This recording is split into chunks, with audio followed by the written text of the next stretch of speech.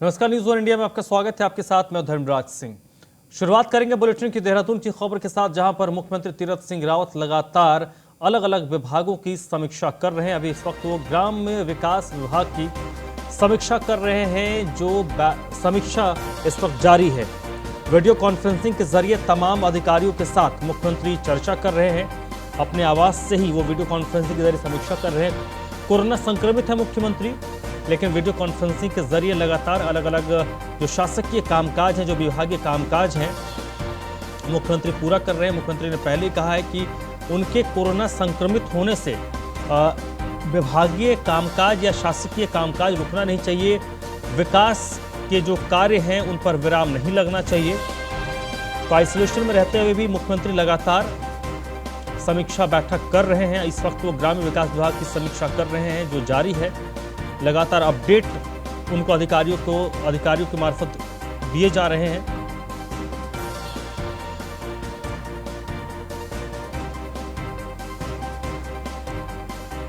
तो मुख्यमंत्री कोरोना संक्रमित होने के बाद बीजापुर स्टेट हाउस में आइसोलेशन में हैं और आइसोलेशन के दौरान ही वो वीडियो कॉन्फ्रेंसिंग के जरिए लगातार चर्चा कर रहे हैं, लगातार अधिकारियों से जुड़े हुए हैं।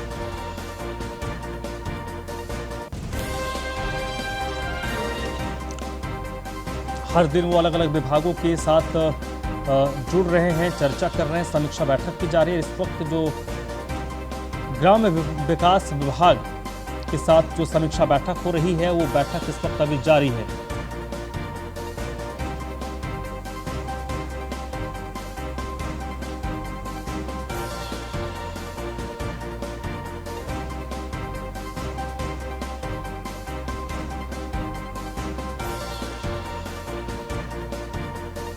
मुख्यमंत्री फहीम तन्हा इस वक्त मेरे साथ जुड़ चुके हैं इसी पर ज्यादा जानकारी के लिए। फहीम, मुख्यमंत्री लगातार आइसोलेशन में रहने के साथ साथ विभागीय कामकाज भी कर रहे हैं। इस वक्त जो आज ग्राम्य विकास विभाग के साथ उनकी समीक्षा बैठक हो रही है, उससे क्या कुछ इनपुट निकल रहा है, क्या कुछ दिशा निर्देश उनकी ओर से दिए जा रहे हैं? देखिए, सीएम द्वारा बिल्कुल ठीक बात है कि आइसोलेशन में रहने के बावजूद वो समीक्षा बैठक कर रहे हैं। वर्चुअल रूप से समीक्षा कर रहे हैं। सभी जिलों से लोग उसमें अलग अलग जुड़ रहे हैं। जो अभी इस समय बैठक चल रही है ग्राम्य विकास की, इसमें भी सभी जिलों से अधिकारी, प्रशासनिक अधिकारी जुड़े हुए हैं ग्राम्य विकास से संबंधित। और मुख्य तौर पर जो ग्रामीण विकास योजनाएं हैं, उनके बजट जारी होना और उसके खर्च को लेकर के मुख्यमंत्री दिशा निर्देश दे रहे हैं। जो बजट जारी हो चुका है उसका यूटिलाइजेशन हो जाए और 31 मार्च का जो यूटिलाइजेशन सर्टिफिकेट है उसको लेकर के भी गंभीर रहे, ताकि जो ग्रामीण विकास की भारत सरकार से ग्रांट वाली योजनाएं हैं उनका सर्टिफिकेट समय से जा सके, ताकि जो बाकी पैसा अगले वित्तीय बजट का वो भी जारी हो सके। तो इसको लेकर के मुख्यमंत्री निर्देश दे रहे हैं और अलग अलग जिलों से समीक्षा कर रहे हैं कि योजनाओं की स्थिति क्या है, उनके बजट खर्च की स्थिति क्या है।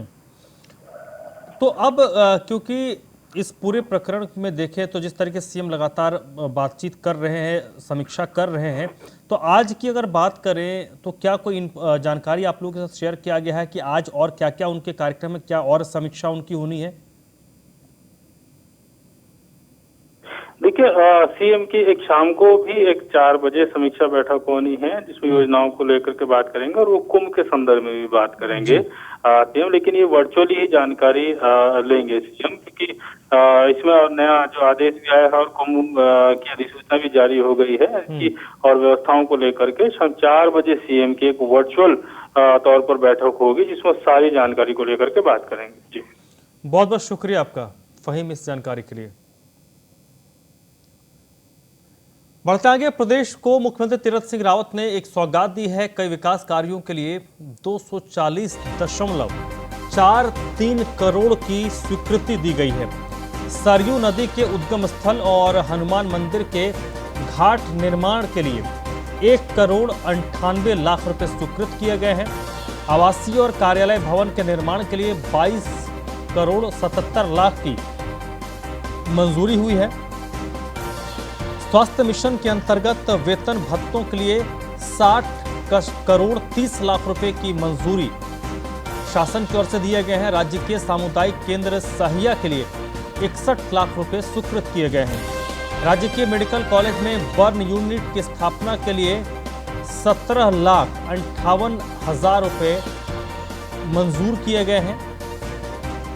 तो कई विकास कार्यों के लिए 240.43 करोड़ रुपए की स्वीकृति हुई है, जो अलग अलग मद में खर्च होने हैं।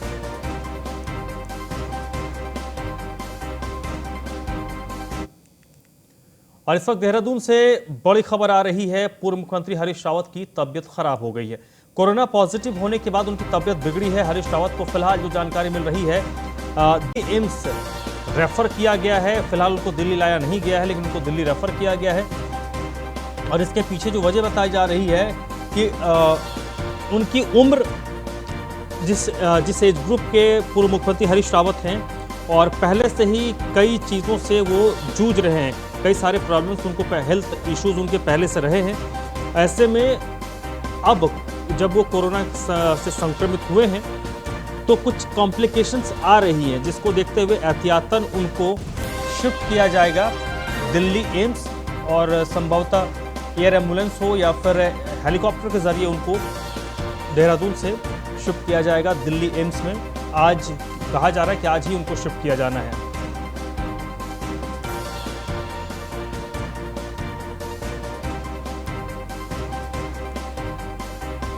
पूर्व मुख्यमंत्री हरीश रावत और कांग्रेस के कद्दावर नेता पूर्व मुख्यमंत्री भी रह चुके हैं और उनकी तबीयत खराब हुई है, कोरोना से संक्रमित हैं। तो इस वजह से उनको कुछ कॉम्प्लिकेशंस आए हैं, जिसके कारण एयर एम्बुलेंस से उनको दिल्ली एम्स में शिफ्ट किया जा रहा है। चलिए बढ़ते आगे। राज्य मंत्री रेखा आर्य आज हरिद्वार पहुंची है। मुख्यमंत्री तीरथ के मंगल स्वास्थ्य की उन्होंने कामना की है। तो हरिद्वार पहुंची हैं राज्य मंत्री रेखा आर्य और मुख्यमंत्री के स्वास्थ्य के लिए उन्होंने प्रार्थना की है। अपने पति के संग रेखा आर्य ने पूजा पाठ किया है। गंगा पूजा के बाद उन्होंने हवन किया। जूना अखाड़े के अंतर्राष्ट्रीय संरक्षक और साधु संतों का भी रेखा आर्य ने आशीर्वाद लिया है।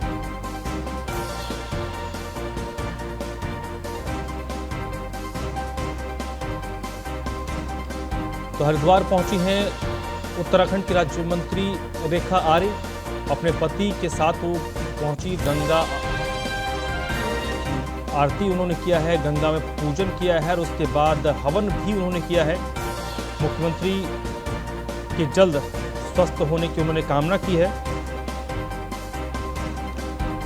इसके साथ ही कई धार्मिक गुरुओं से भी रेखा आर्य ने मुलाकात की है।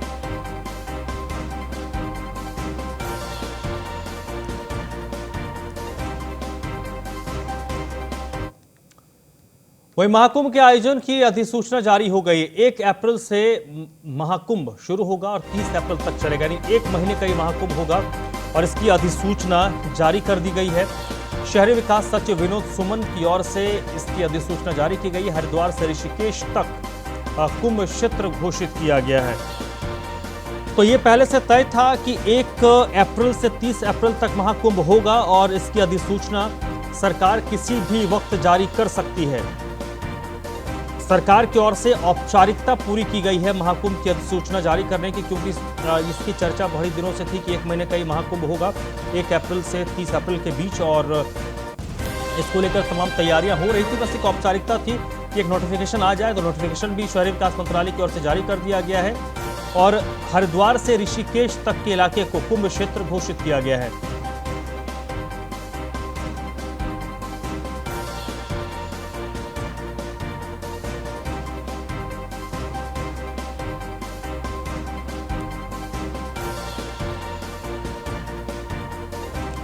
तो महाकुंभ को लेकर सरकारी अधिसूचना जारी हो गई है। 1 अप्रैल से 30 अप्रैल तक महाकुंभ का आयोजन होना है। शहरी विकास सचिव है विनोद सुमन, उनकी ओर से नोटिफिकेशन जारी किया गया है महाकुंभ को लेकर।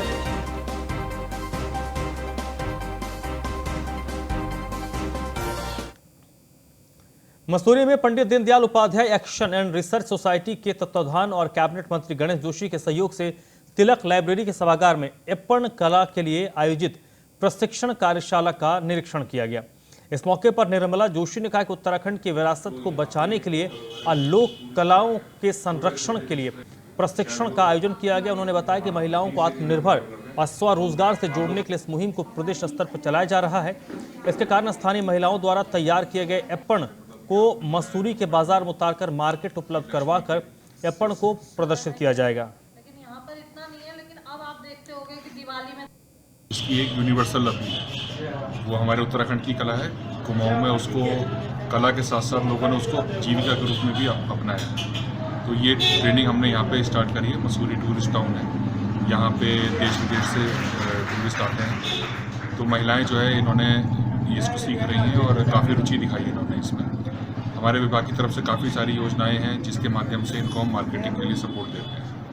तो मुझे पूरी उम्मीद है कि यहाँ पे से काफ़ी महिलाएं हैं जो ट्रेनिंग सीख रही हैं, वो इसको अपने आजीविका के रूप में से अपनाएंगी और ये कला जो है वो आगे बनने का ये जैसे प्रधानमंत्री जी ने बोला भी है कि अपनी चीज़ के लिए हमको वोकल होना है। तो ये हमारी अपनी कला है। इसकी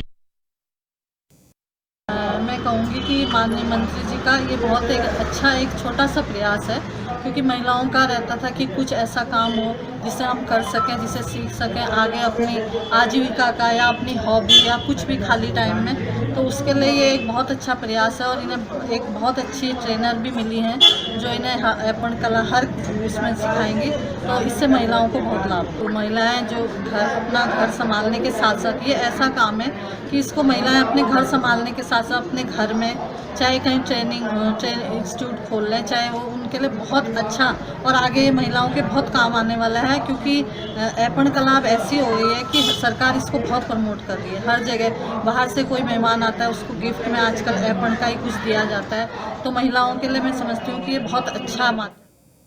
पौड़ी के कंडोलिया मैदान में नगर पालिका की ओर से पौड़ी ट्रेड फेयर का शुभारंभ किया गया। नगर पालिका के अध्यक्ष यशपाल बेनाम ने ट्रेड फेयर का शुभारंभ करते हुए कहा कि पौड़ी में हर साल ट्रेड फेयर का आयोजन किया जाता है, लेकिन कोविड-19 के कारण पिछले साल ट्रेड फेयर मेले का आयोजन नहीं हो पाया था। लेकिन अब देश में स्थितियां सामान्य हो रही हैं, जिसको देखते हुए अब कंडोलिया मैदान में पौड़ी ट्रेड फेयर का शुभारंभ किया गया है। इस फेयर में बच्चों के मनोरंजन के लिए स्विमिंग पूल, कोलंबस ट्रेन, झूले लगाए गए हैं। उन्होंने कहा कि ट्रेड फेयर लगने से स्थानीय लोगों का व्यापार में बढ़ोतरी होगी। आयोजनकर्ता आयुष मियां ने बताया कि पौड़ी के बाजारों की रौनक बढ़ाने के लिए और पौड़ी वासियों को मनोरंजन के लिए साधन उपलब्ध करवाने के लिए 13 अप्रैल तक इस फेयर का शुभारंभ किया गया है। देखिए, ये आज से शुरू हुआ है और 12 अप्रैल तक ये मेला चलेगा। कोरोना महामारी के बाद जो है ये पहला एक भव्य आयोजन नगर पालिका परिषद के सौजन्य से, और ट्रेड फेयर के जो आयोजक हैं उनको मैं बधाई देना चाहता हूं कि एक लंबे अंतराल के बाद एक जो कोरोना के बाद जो सारी गतिविधियां जो है धीमी पड़ गई थी, तो हम सब लोग पौड़ी के लोगों को आमंत्रित करते हैं कि आज मुझे सौभाग्य मिला इसका उद्घाटन करने का।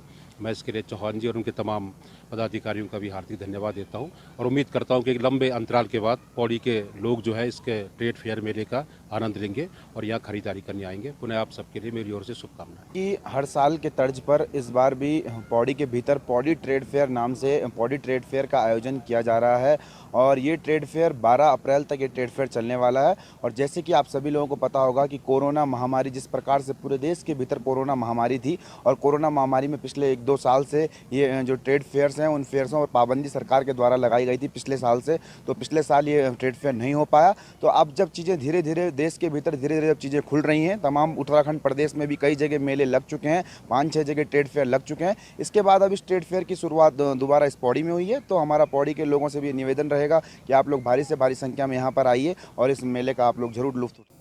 आज उत्तराखंड के दौरे पर बीजेपी के प्रदेश प्रभारी दुष्यंत गौतम हैं। सल्ट उपचुनाव की तैयारियों को लेकर बीजेपी के प्रदेश प्रभारी समीक्षा करने वाले हैं। मंत्रिमंडल के साथ बैठक भी दुष्यंत गौतम करेंगे। तो बड़ी खबर आपको बता दें, आज उत्तराखंड के प्रदेश प्रभारी दुष्यंत गौतम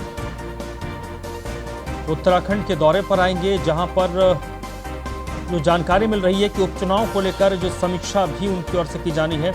फहीम तन्हा इस वक्त मेरे साथ जुड़ चुके हैं। फहीम, क्या कुछ कार्यक्रम है दुष्यंत गौतम का आज उत्तराखंड में? देखिए धनराज, शाम को 7 बजे बीजेपी की बैठक प्रदेश प्रभारी चंद गौतम हैं, वो बैठक में तो संगठन के अनुसार संगठन है और विभाग हैं अलग अलग, वो बैठक में शामिल रहेंगे। और इसमें जो सल्ट चुनाव जो टीम रही समिति रही है वो समिति शामिल होगी। तो एजेंडे में अगर बीजेपी सूचना के हिसाब से बात करें तो उनका कहना, बीजेपी संगठन का कहना है कि इसमें संगठनात्मक और परिचयात्मक बैठक होगी, लेकिन इसमें कुछ हद तक सल्ट के चुनाव को लेकर के भी होगी। हालांकि तो ये भी है चुनाव का जो अब केंद्रीय की राज्य से 6 का पैनल। जी चलिए फहीम, बहुत बहुत शुक्रिया, बहुत बहुत शुक्रिया आपका। कैबिनेट मंत्री गणेश जोशी आज हरिद्वार के दौरे पर हैं। सप्तऋषि आश्रम भूपतवाला में एक कार्यक्रम में उन्हें शिरकत करनी है। तो बड़ी खबर आपको बता दें, गणेश जोशी आज हरिद्वार का दौरा करेंगे, जहां पर सप्तऋषि आश्रम भूपतवाला में एक कार्यक्रम उन्हें शिरकत करनी है। पतंजलि योगपीठ में आचार्य बालकृष्ण से भी उनको मुलाकात करनी है। कुंभ को लेकर यहां चर्चा होगी। पतंजलि के बाद गणेश जोशी पंचायती निरंजनी अखाड़ा पहुंचकर अखाड़ा परिषद के अध्यक्ष नरेंद्र गिरी महाराज, अखाड़े के सचिव महंत रविंद्रपुरी महाराज से मुलाकात कर आशीर्वाद लेंगे और कुंभ को लेकर चर्चा भी करेंगे। इसके बाद गणेश जोशी जूना पीठाधीश्वर आचार्य अवधेशानंद गिरी महाराज से मुलाकात कर आशीर्वाद लेंगे। साथ ही कनखल राजेश्वर नंद महाराज से भी उनकी मुलाकात होनी है। ग्रेडेशन ब्लू में सिडकुल मैन्युफैक्चरर्स एसोसिएशन के कार्यक्रम में भी गणेश जोशी शिरकत करेंगे। इसके बाद देहरादून के लिए प्रस्थान कर जाएंगे। तो हरिद्वार के दौरे पर हैं आज गणेश जोशी। आज हरिद्वार में कई सारे उनके कार्यक्रम हैं। सुमित सैनी इस वक्त मेरे साथ जुड़ चुके हैं। सुमित, क्या कार्यक्रम है, कितने बजे वो पहुंचे और कब हरिद्वार से वो देहरादून रवाना होंगे? बिल्कुल, आज यहाँ पर कैबिनेट मंत्री गणेश जोशी 1 दिवसीय दौरे पर हरिद्वार में हैं। यहाँ पर अभी 1:30 बजे वो हरिद्वार में पहुंचे हैं भूपतवाला में। यहाँ पर उनके कई कार्यक्रम हैं। आज यहाँ पर निरंजनी अखाड़ा में साधु संतों से भी मुलाकात करेंगे, उनका आशीर्वाद भी लेंगे। उसके बाद में पतंजलि पहुंचेंगे, वहाँ पर आचार्य से मुलाकात करेंगे। उसके बाद वहाँ से वो फिर वापस ये सिडकुल मैन्युफैक्चरिंग एसोसिएशन में कार्यक्रम है, उसमें शिरकत करेंगे। उसके बाद उनकी वापस देहरादून रवानगी हो जाएगी। जी चलिए सुमित, ये तो उनके कार्यक्रम की बात हो गई और कई सारे संत महात्माओं से भी उनको मुलाकात करनी है।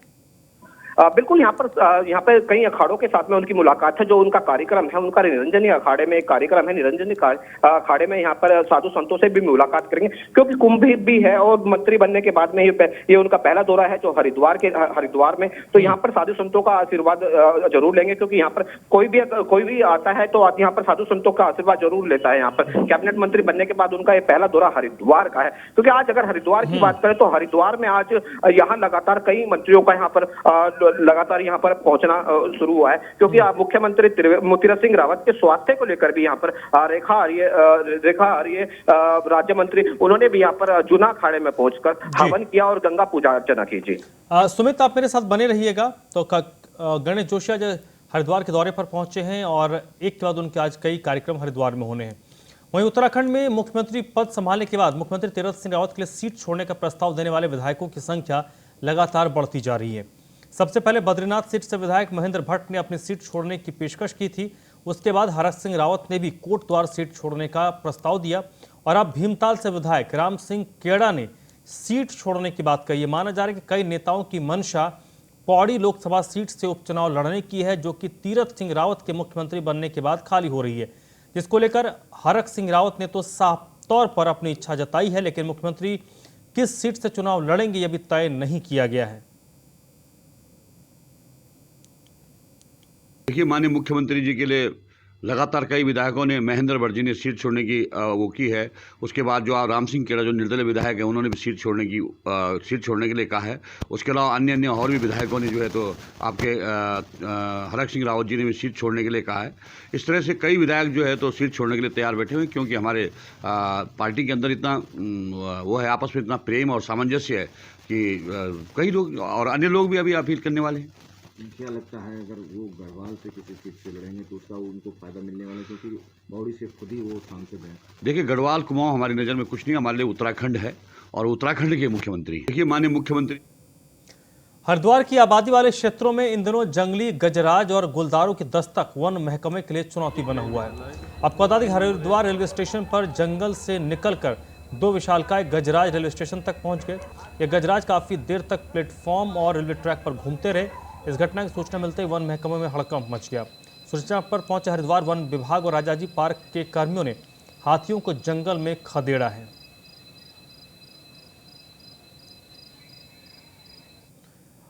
तो सुमित सैनी हमारे साथ जुड़े हुए हैं। सुमित, एक तो बड़ी चुनौती हरिद्वार प्रशासन के लिए है, वन विभाग के लिए है कि इस तरीके से जो जंगली जानवर हैं वो रिहायशी इलाकों में आ रहे हैं।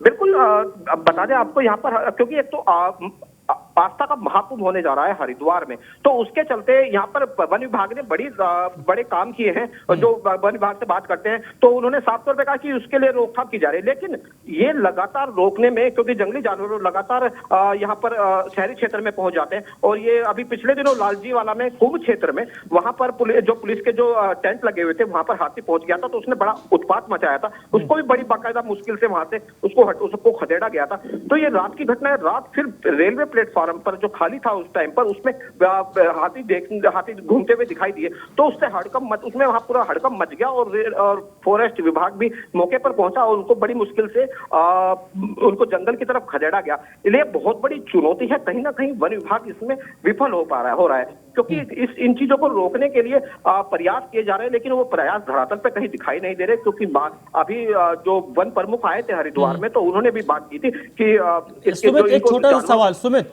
क्योंकि आस्था का महाकुंभ है, लाखों लोग हर दिन जुटते हैं, क्या मेला क्षेत्र तक में भी ऐसी स्थिति बन सकती है कि जंगली जानवर मेला क्षेत्र तक पहुंच जाए? बिल्कुल, आप खुद देख सकते हैं रेलवे स्टेशन पे, जो रेलवे स्टेशन है हरिद्वार के मध्य में रेलवे स्टेशन है, उसके जो प्लेटफॉर्म पे पटड़ी पर हाथी घूमते हुए दिखाई दे रहे हैं। और दूसरा जो लालजी वाला की मैं बात कर रहा हूँ, जिसमें पिछले दिनों हाथी पहुंच गया था, वहां पर पुलिस वालों के कैंप लगे हुए थे, टेंट लगे हुए थे, वो वहां पर पहुंच गए थे, तो हड़कंप मच गया था। तो कुंभ क्षेत्र में लगातार जंगली जानवर पहुंचने की आशंका लगातार बनी हुई है। बहुत बहुत शुक्रिया आपका इस जानकारी के लिए। चलिए बढ़ते आगे। देहरादून में अवैध शराब के विरुद्ध लगातार कार्रवाई हो रही है। आज चेकिंग अभियान चलाया गया और चेकिंग के दौरान 30 पेटी देशी शराब बरामद की गई है। शराब जाफरान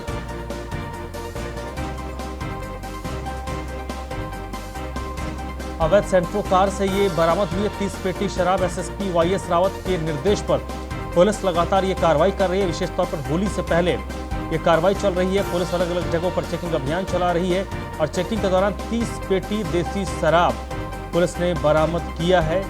एक सेंट्रो कार से ये बरामदगी हुई है। काशीपुर के सिद्धेश्वरी पेपर मिल में अज्ञात कारणों के कारण आग लग गई। आग इतने भीषण थे कि फायर ब्रिगेड की 11 गाड़ियां इस आग को बुझाने में जुटी। यार्ड में इंपोर्टेड और इंडियन दोनों तरह के लगभग 4000 टन कागज था। आग दूसरे यार्ड भूसी के ढेर और मुख्य मिल में आने की आशंका थी। वहीं आग लगने से काफ़ी नुकसान हुआ है, लेकिन इसका आकलन अभी तक नहीं किया जा सका है कि आग से कितना नुकसान हुआ है। और बताया जा रहा है कि इस तरह की घटनाएं ना हो, इसके लिए एक गार्ड को तैनात किया गया है। गार्ड का कहना है कि आग अंदर से ही भड़क उठी। आशंका है कि गर्मी के कारण ये आग लगी होगी।